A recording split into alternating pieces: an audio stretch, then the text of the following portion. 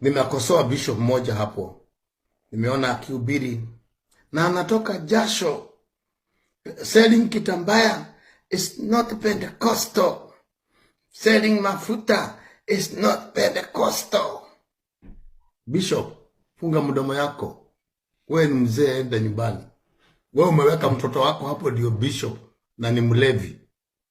Umeweka mtoto wako hapo ukampatia senior bishop na ni mlevi.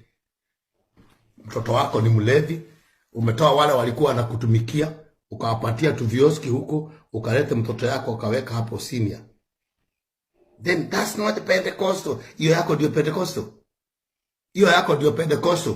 Watu waliokutumikia badala wapatie senior bishop, unachukua mtoto wako mlevi, unaweka yeye senior bishop. Then unasema hii kitambaa si bishop. Na Elisha akachukua chumvi, akaenda akatupa kwa maji. Maji kawa safi. Akamwambia upika hapo chini. Akapika, akamwambia ungepika mara 5. Elisha akamwambia mama, enda uuze mafuta yako, ulipa deni yako. Mimi siuzagi mafuta. Niliuza zamani wakati nilikuwa tu bado. Lakini naweza nikauza tu. I can sell if I want. Hata kitambaya. Mind your own business. Vipawa hazitoshani.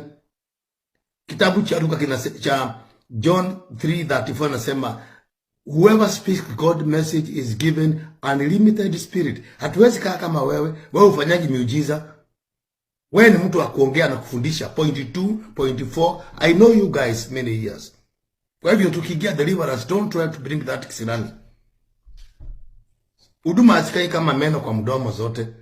Kuna wengine wamepewa different gift. Wengine kunena na lugha, wengine kufanya miujiza. Sasa hawezi fanya miujiza kama yangu. Mimi si Bonke, mimi si Benhin. Mimi ni mimi. Mimi si Oyakelemo. Kila mtu ana yake. Mind your own business. Vitambaa ziuza ama zisuwe si dini yako. Wewe chunga dini yako. Chunga dini yako. Acts 20:28. Chunga dini yako.